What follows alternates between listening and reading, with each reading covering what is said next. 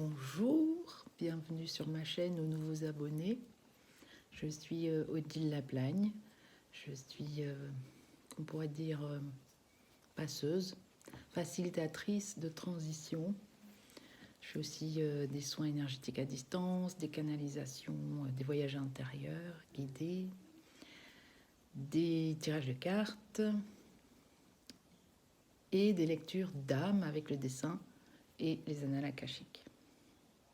Je fais aussi des dessins, comme vous voyez derrière.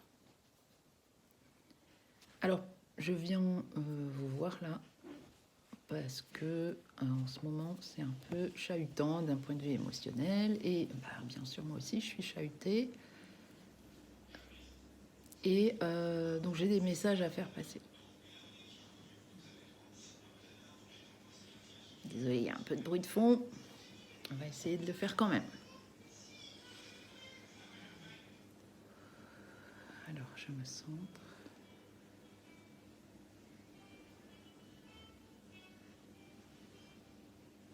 Se centrer dans son cœur n'est pas toujours aisé.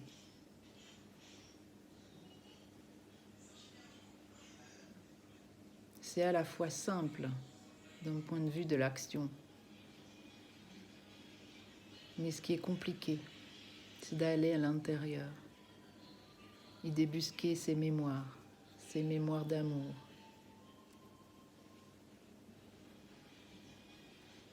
Se reconnecter au cœur est d'une grande puissance.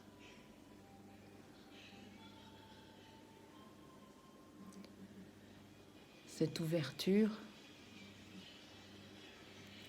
permet une ouverture aux autres, dans la matière, dans la réalité, de s'ouvrir plus aux autres.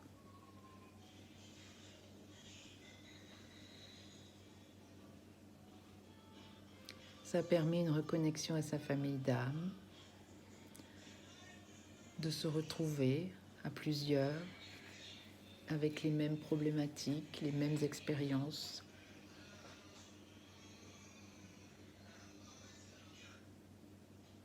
Ça permet aussi de monter en vibration.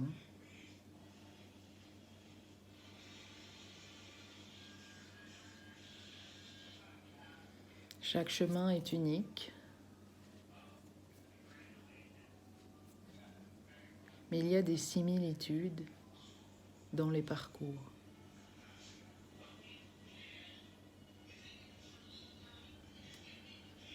En parlant de soi, on parle un peu de l'autre. Et l'autre peut trouver des clés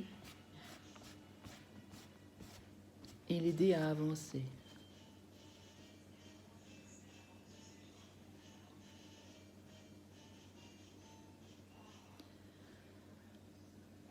Et c'est ce que depuis depuis combien de temps à peu près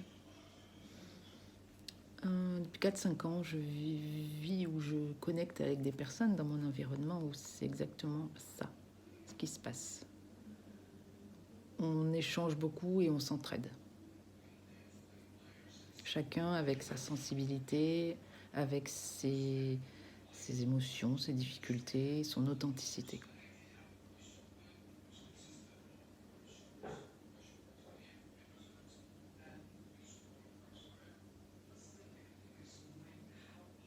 Ce que je vois en toi, je peux le voir en moi aussi, dans tous les sens du terme.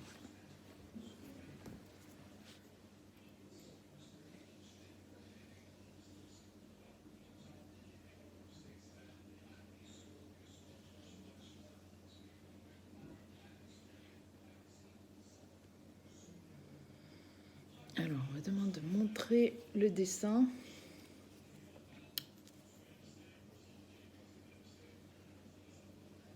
Parce qu'il peut y avoir des reconnexions d'âme avec ce dessin.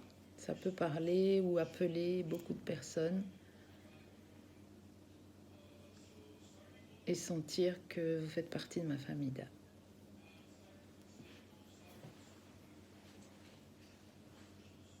Donc si vous sentez l'appel, bienvenue.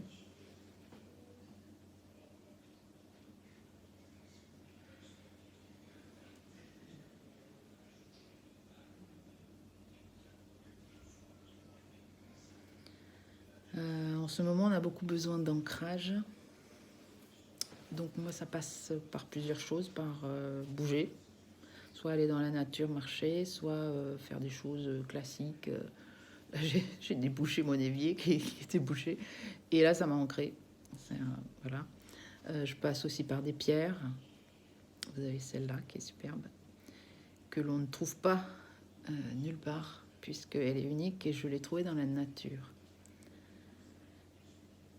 Et dans la nature, en se laissant guider, en se laissant connecter, appeler, on trouve les pierres qui nous sont utiles. J'en ai plusieurs. Pas besoin d'aller sur un étal de cristaux, ça peut. Hein. Je dis pas que c'est pas bien. Je dis qu'on peut trouver plein de pierres dans la nature qui peuvent nous soutenir quand on en a besoin. Celle-là, elle est chouette parce que elle est toute douce. Et donc, par un moment, on a besoin de douceur. Alors, est-ce qu'il y a d'autres messages?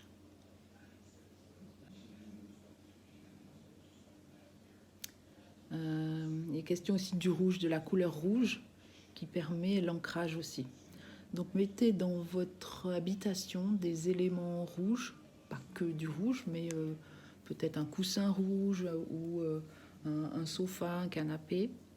Et ça permet de descendre l'ancrage,